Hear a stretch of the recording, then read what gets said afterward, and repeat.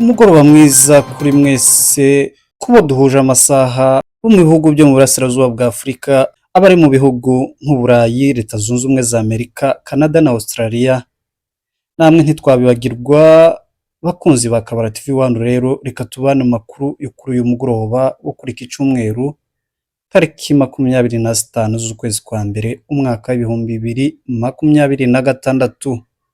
Muri aya makuru mukaba mugiye kubana na Nkomezi James. Reka amakuru yo kuri uyu mugoroba tuyahere Murenge uyu munsi ku cyumweru imurenge mu bice bitandukanye byaba ibyo mu mihana Minembwe, ico hagati, Indondo ya Bijombo, Rurambo ndetse n'Abibogobogo hirwa amahoro. Abantu bakaba bazindukiye mu materaniro nk'ibisanzwe, abandi bakaba bagiye mirimo isanzwe nko kuragira ndetse n'ibindi. Kandi umutekano w'akarere ukaba wifashe neza mu bice bitandukanye, n'ubwo leta ya Kinshasa idasiba buri munsi kugaba ibitero byaba ibyo hasi cyangwa ibyo mu kirere ikoresheje drones cyangwa indege za gisirikare zo mu bwoko bwa Sukhoi 25. Ibyo bitero bikaba bimaze gusiga ihungabana mu baturage baturiye aka karere ka Minembwe, dore ko ariko kibasiwe cyane n'ibyo bitero kuva byatangira kugabwa muri kariya karere ka Haut Plateau. Reka twerekeze mu mujyi wa Uvira, igikorwa gikomeye cya gisirikare cagabwe ku mutwe udasanzwe wa FARDC witwa Hibu. Iyi rero akaba ari Special Forces ya FARDC, mbese ni ba basirikare barwana kakahava. Amakuru aturuka mu bice bikikije umujyi wa Uvira aravuga ko kuwa gatandatu tariki 24 z'ukwezi kwa mbere umwaka w'ibihumbi 2026 habaye igikorwa gikomeye cya gisirikare cagabwe ku mutwe udasanzwe wa FARDC uzwi nka Hibu, wari waraye mu misozi ikikije uyu mujyi. Kuko amakuru yizewe abivuga, nyuma y'uko ihuriro AFC M23 MRDP twirwaneho ryikuye ku bushake mu mujyi wa Uvira rigashyira ibirindiro byaryo ahitwa Kiriba mu birometero hafi ya 25 uvuye mu mujyi wa Uvira, ryakomeje gucungira hafi umutekano w'uyu mujyi wa Uvira.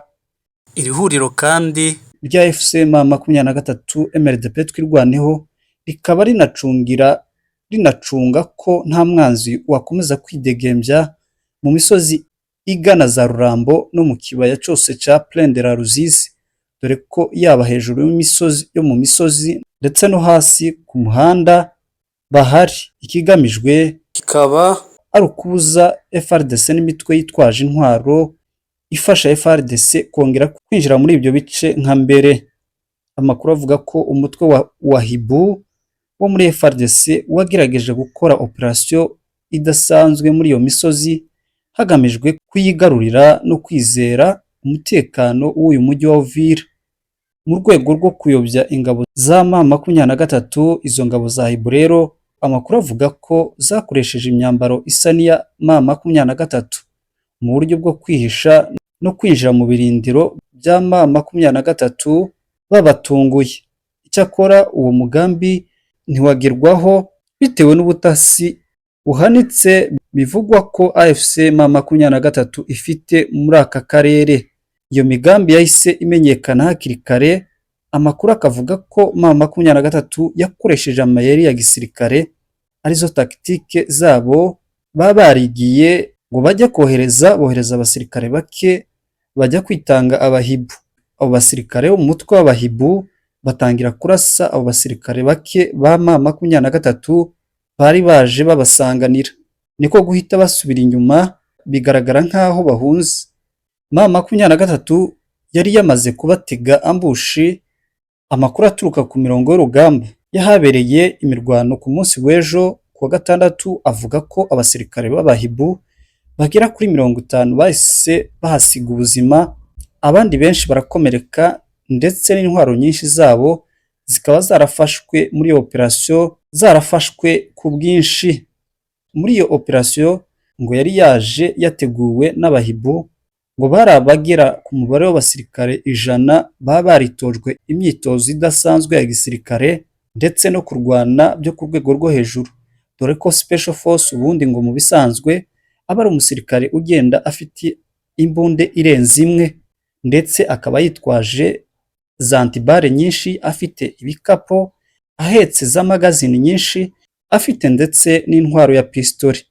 Hakaba rero haraguye abo 50 ndetse abandi barakomereka mu buryo bahunze bahungana inkomeri nyinshi. Tukiri Uvira, ubuyobozi buhari bukomeje kugirana ibiganiro bitandukanye n'abaturage, haba ibiyongozi bya Wazalendo ndetse n'abayobozi ba guverinora, dore ko ariho habaye himukiye ibiro bikuru by'intara ya Kivu y'Amajyepfo. Isaac Nduwayo, umupasitori wo mu bwoko bw'abanyamurenge bakiri muri uyu mujyi, yatanze rero ubutumwa mu ijambo yagejeje ku banyamakuru. Message yatanze ni ndende, gusa agace kamwe muri iyo message yagize ati: abanyamurenge benshi ku kigero ca 90% bahunze Uvira kubera amagambo y'iterabwoba, menace. Ayo magambo bakaba barayabwirwaga n'abaturage bo mu bwoko bw'abapfurero, abarega ndetse n'abavira batuye muri uriya mujyi wa Uvira.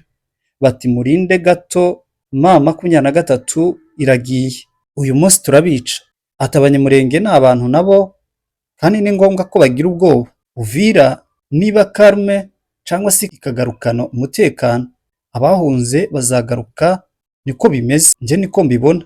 Nje ndi umuturage wa hano Uvira, nahatuye guhera mu mwaka w'1970 kugeza uyu munsi ndacahatuye. Wavuga gute ko ntari umunyekongo? Mu ijambo kandi guverineri wa Sud Kivu yagejeje ku bari bitabiriye ibyo biganiro mu gice kiyobowe na leta ya Kinshasa, Jean-Jacques Purusi yabwiye itangazamakuru ati: nyuma y'aho twisubije Uvira, tuzigarurira ibindi bice byinshi birimo Bukavu, Kalehe ndetse na Goma. Igihugu cya Repubulika Iharanira Demokarasi ya Kongo kizaguma ari igihugu kimwe, kibazigira bagicamo kuko bakomeza babivuga. Asaba abaturage gukomeza kugira urukundo, avuga ko abaturage bose bazagituramo nk'uko amoko yose asanzwe agituyemo, kandi ko nta n'ivangura tuzakomeza kugira. Ati abanyamurenge ni abanyekongo nk'abandi bose, twese twaba twebwe nabo tuva amaraso asa.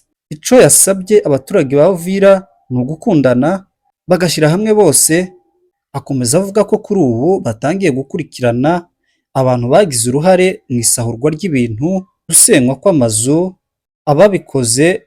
Ati ubuyobozi buri kubakurikiranira hafi kugira ngo bashikirizwe ubutabera, n'ubutabera nabwo bukora akazi kabwo. Gusa ibigaragarira amaso ni nk'ahari politike gusa bafite yo gushaka kwigana ibyo ihuriro rya AFC M23 MRDP twirwaneho bakora, aho batangiye guhindura indimi no kugira ngo bagaragaze ko ari nta kibazo kiri hagati yabo n'abanyamurenge. Nyamara ihohoterwa, gusenywa kw'amazu, kwicwa, kwibwa byarakozwe babirebera.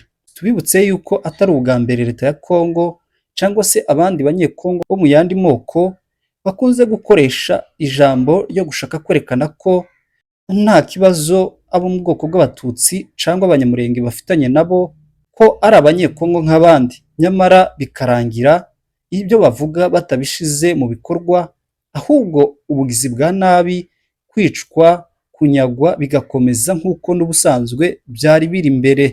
Mugire umugoroba mwiza.